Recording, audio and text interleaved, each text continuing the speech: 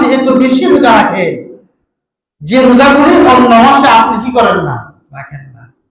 হয়তো উসামা বলেন, ইয়া রাসূলুল্লাহ, আপনি শাবান মাসে এত বেশি রোজা রাখেন, এত বেশি রোজা রাখেন যে আপনি শাবান ব্যতীত অন্য কোন মাসে এত বেশি রোজা রাখেন না, কেন বেশি রোজা রাখেন?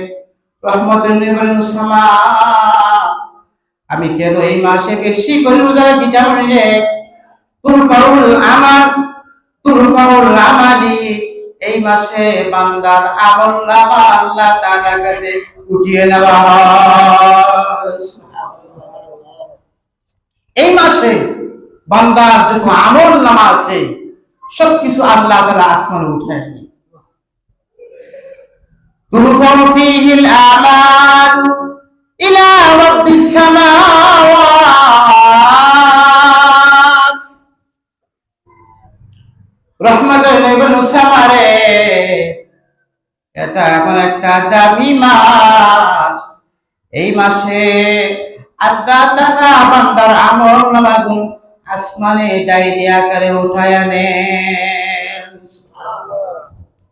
আপনি যত বদ আমল করবেন, যত নেক আমল করবেন, সবকিছু আল্লাহ তাআলার কাছে এই মাসে জমা হবে, রিপোর্ট জমা হবে।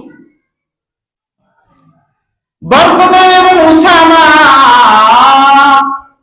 আমি এজন্য রহমতের নবী, বরকতের নবী আমি চাই আল্লাহ তাআলার কাছে যখন আমি রাসূলুল্লাহ আমলগুলো ফেরেশতারা পেশ করবে, আমি চাই আমার আমলগুলো যেন আল্লাহ তাআলার দরবারে রোজা অবস্থায় পেশ করা হয়। সুবহানাল্লাহ। এজন্য আমি রোজা রাখি, আমার আমলগুলো যেন আল্লাহ তাআলার কাছে এমন ভাবে পেশ করা হয় যে আমি রোজাদার। এজন্য নবী বেশি বেশি রোজা রাখতেন, নবীজি বেশি বেশি ইস্তিগফার করতেন। এই মাস হলো বদ আমল থেকে পরিত্রাণের মাস, বিরত থাকার মাস।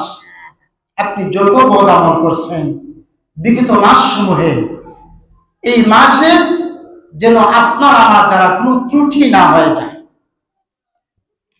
আপনি যেন পরিষ্কার পরিচ্ছন্ন হয়ে যান, সমস্ত গুনাহ থেকে যেন সম্পূর্ণ প্রস্তুত হয়ে রমজানের জন্য প্রস্তুতি গ্রহণ করতে পারেন। এই মাসটা হলো প্রস্তুতির মাস, এর মাস।